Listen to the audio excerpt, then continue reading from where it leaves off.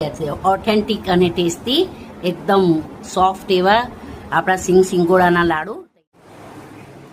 Hello everyone, welcome to our channel. ગુજરાતમાં હવે અલુણા વ્રત શરૂ થવા જઈ રહ્યા છે, તો આપણે શક્તિનો ખજાનો એવા સિંગોડાના લાડુ બનાવીશું.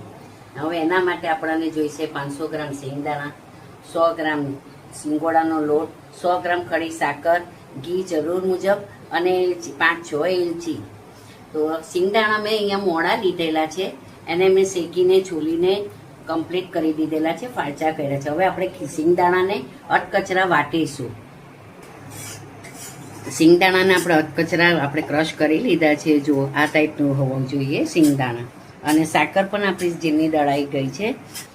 હવે આપણે સિંગોડાના લોટને 2 મિનિટ માટે શેકી લઈશું. સિંગોડાનો લોટ ફક્ત 2 મિનિટ માટે શેકીને એનું મોઇશ્ચર જ કાઢવાનું હોય છે. એની કચાશ ન રહે એના માટે સિંગોડાનો લોટ શેકવો આપણને જરૂરી છે.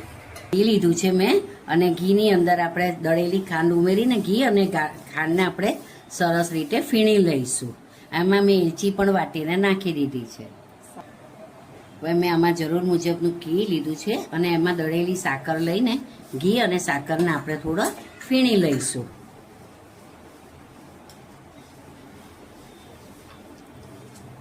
ઘી અને સાકરની અંદર થોડી જે એલચી હતી તે પણ અમે વાત સાથે જ દળી લીધી છે, અને આ બેને ફીણીને એકદમ હલકું થઈ જાય ત્યાં સુધી આપણે ફીણીશું.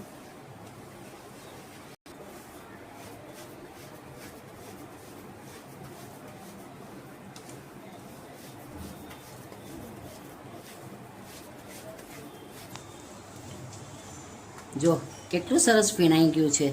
આ સ્ટેજ સુધી ઘી ને ખાંડને સરસ, ઘી અને સાકરને સરસ ફીણવાના. અને જુઓ કેવું ફાઇન ફીણાઈ ગયું છે.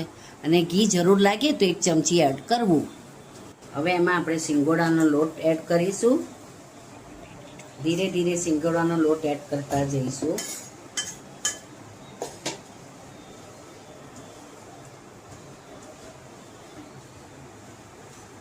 સિંગોડાનો લોટ નાખીને જરા કલાવી દેવો, અને પછી તેમાં શેકેલા સિંગદાણાનો ભૂકો નાખીને એના સરસ મજાના ગોળા વાળીને આપણા લાડુ તૈયાર થશે.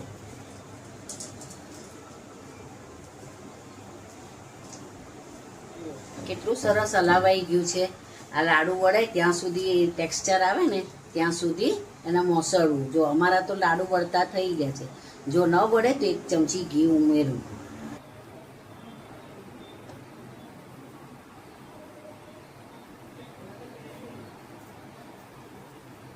જુઓ આપણા સરસ મજાના લાડુ તૈયાર થઈ ગયા છે. ઓથેન્ટિક અને ટેસ્ટી એકદમ સોફ્ટ એવા આપણા સિંગોડાના લાડુ તૈયાર છે, જેને તમને મોંમાં મૂકતા જ ઓગળી જાય એવા બન્યા. ટેસ્ટ કર દીકરા, કેવા બન્યા છે?